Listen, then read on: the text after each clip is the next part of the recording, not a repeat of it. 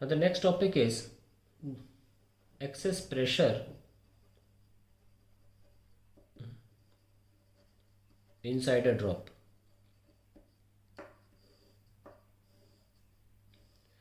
Now suppose students, we have a liquid drop, okay, and there is liquid inside it.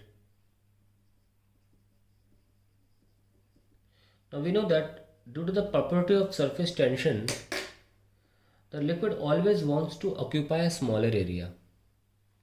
ना area हम जानते हैं, surface area क्या होता है किसी स्फीयर का, 4 पाई r²। अभी तो पता है हमें कि सबसे कम सरफेस एरिया 3D फिगर्स में स्फीयर का होता है। तो ये बात तो ठीक है कि भाई लिक्विड ने एटलीस्ट इतना तो कर लिया कि अपने आप को स्फीयर शेप में कर लिया। और वो भी हम टोटल स्फीयर तब मानते हैं जब ग्रेविटी को हम निगलेक्ट कर देते हैं। ग्रेविटी होगी तो वो जैसे बूंद बनाते हैं ना कार्टून वार्टून में, वैसे ही जब नॉर्मल ड्राइंग में से पानी की बूंदें बनाते हो थोड़ी सी ऐसी बैगन जैसी, वैसी ही बनती है। ये बिना ग्रेविटी के प्रॉपर स्फीयर मिलेगा आपको।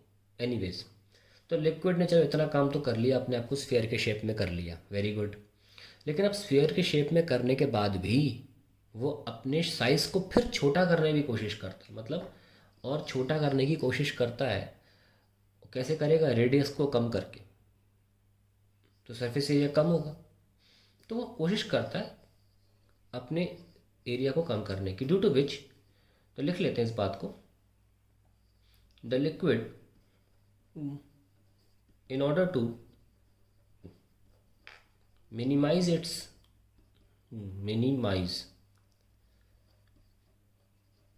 surface area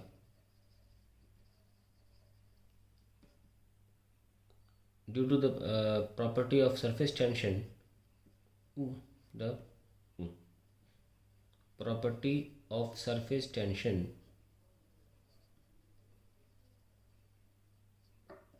compresses the liquid inside the drop। Okay, छोटा करेगा तो अंदर का लिक्विड कंप्रेस होगा ना, compresses the liquid inside the drop। in response to this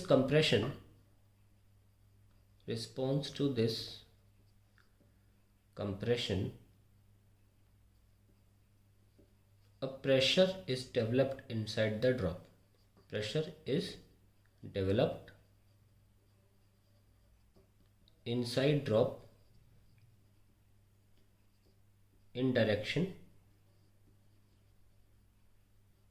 outwards। और प्रेशर तो हमेशा नॉर्मली ही लगता है, ये तो कोई बताने वाली बात है नहीं, तो मैं लिख देता हूँ फिर भी नॉर्मली। तो जो प्रेशर है वो बाहर की तरफ लगने लगता है फिर, क्योंकि सरफेस टेंशन जो है वो इसको छोटा करना चाह रहा है। सरफेस टेंशन जो है वो छोटा करना चाह रहा है ड्रॉप को, और इसके रिस्पॉन्स में प्रेशर है वो इस ड्रॉप को बड़ा करना चाह रहा है। करना नहीं चाह रहा, मतलब कुल मिला के रिस्पॉन्स दे रहा है इस सरफेस टेंशन की इच्छा के विपरीत जाने के लिए। ये छोटा करेगा क्योंकि कंप्रेशन आ रहा है लिक्विड में, तो लिक्विड तो हम जानते हैं कि नॉर्मल स्ट्रेस झेल लेता है। कैसे झेलेगा? ये नॉर्मल तरह से स्ट्रेस लग रहा है तो प्रेशर जो होगा वो लिक्विड लगाएगा बाहर की तरफ। That is the reason, and it is because of this reason, and it is because of this reason that pressure inside is higher।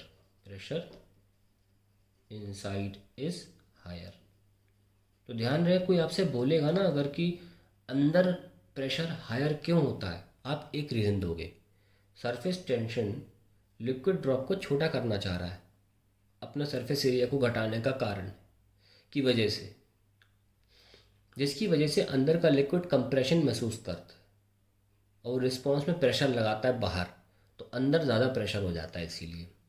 ठीक है, सो ये भी कह सकते हैं in fact, hence we conclude that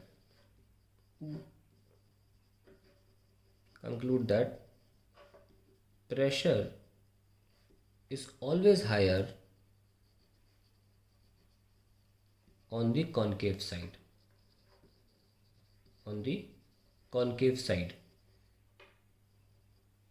तो इस वजह से हम ये कह सकते हैं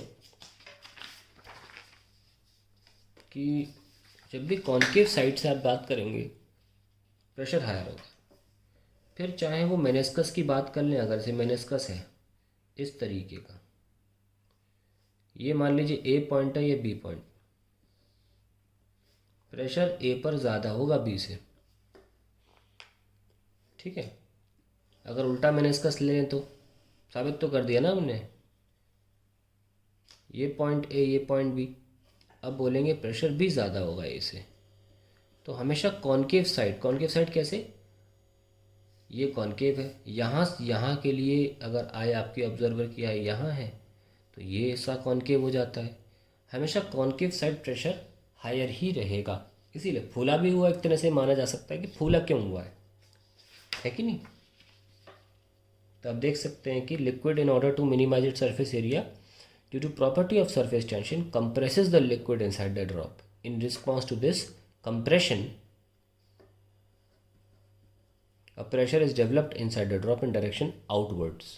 That is why we always have pressure at the side of concave to be higher. अब हम इस एक्सेस प्रेशर को यानी कि एक्स्ट्रा प्रेशर को सॉल्व करना चाहते हैं, जो अगले वीडियो में करेंगे।